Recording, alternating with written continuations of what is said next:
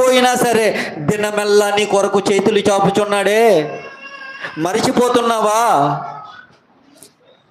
అలాగ నువ్వు ఆలోచించకుండా నీ సొంత బ్రతుకులో నువ్వు బ్రతుకుతున్నప్పటికీ కూడాను నిన్ను తీర్చిదిద్దడానికి, నిన్ను బలపరచడానికి, కృంగిన వేళ నిన్ను లేవనెత్తడానికి ఆయన 2 చేతులను చాపి చూస్తున్నాడే, అది మర్చిపోతున్నావా?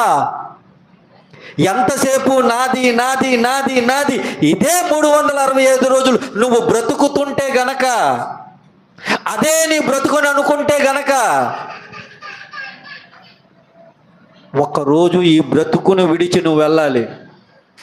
ఒకరోజు ఈ బ్రతుకును నువ్వు విడిచి వెళ్ళిన తర్వాత నీ పరిస్థితి ఏంటో ఒకసారి నువ్వు ఆలోచించు.